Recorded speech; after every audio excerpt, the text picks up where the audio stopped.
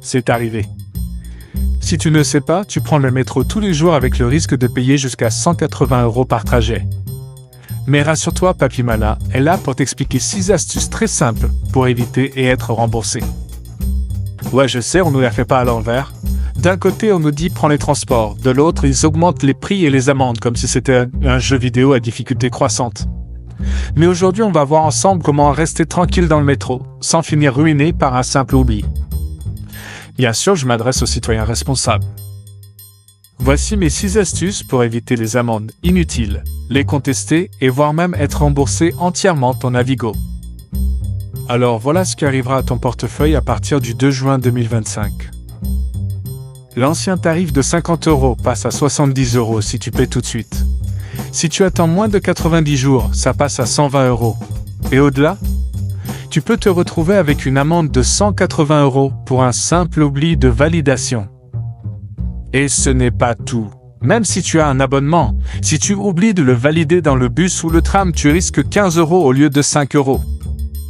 Franchement, on se croirait dans un jeu de gestion de train où le joueur principal, c'est ton portefeuille. Astuce numéro 1, le valideur est en panne?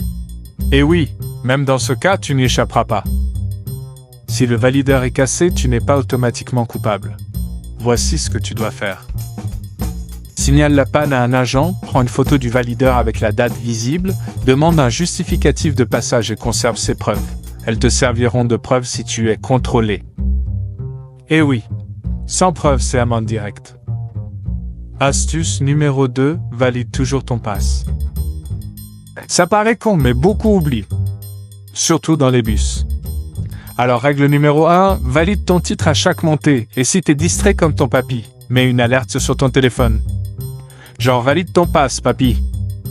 C'est ridicule, mais ça fonctionne et toujours mieux que payer une pension. Astuce numéro 3, aie toujours ton titre à jour. Vérifie que ton abonnement est bien actif chaque mois. Oui, je sais, personne ne pense à ça, mais il suffit d'1 minute sur l'app RATP. Et s'il y a un bug, contacte le service client avant de monter, pas après. Parce que sinon, tu passes de voyageur à suspect et de suspect à 180 €. Astuce numéro 4. Bénéficie du pass Navigo solidaire.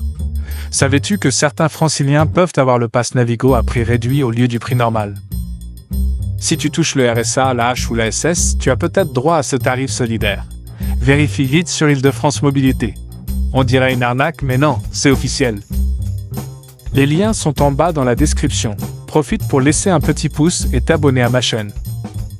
Astuce numéro 5. Fais-toi rembourser si tu as subi des retards ou pannes répétées. Tu peux obtenir un remboursement en cas de retard ou panne fréquent sur les lignes RATP. C'est notamment le cas pour les voyageurs réguliers des lignes A et B du RER, très impactés par les perturbations. Si tu es concerné, tu peux avoir droit à un mois entier de forfait Navigo remboursé, soit environ 86 € et 40 centimes d'euros aujourd'hui. Si tu empruntes les axes les plus touchés ou la moitié du forfait, si tu es sur une autre ligne. Pour faire ta demande, contacte le service client RATP via l'application Bonjour RATP. Précise tes dates de trajet et les jours où tu as subi des retards. Tu recevras une réponse sous quelques jours avec les modalités de remboursement. Astuce numéro 6. Fais-toi rembourser si ton billet est illisible ou corrompu.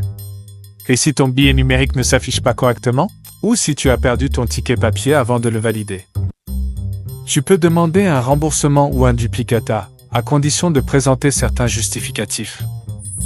Ton numéro de réservation, généralement sur le billet ou dans ton email de confirmation.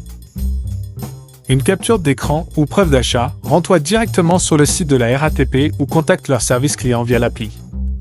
Cela prend quelques minutes, mais ça peut éviter de repayer un nouveau billet ou d'être verbalisé injustement.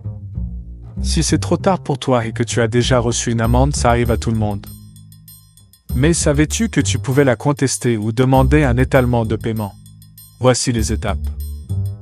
Récupère ton avis d'amende, consulte justificatif, photo de ton titre valide, preuve de présence ailleurs, écris une lettre de contestation via le site RATP ou par courrier ou demande un étalement si tu ne peux pas payer d'un seul coup.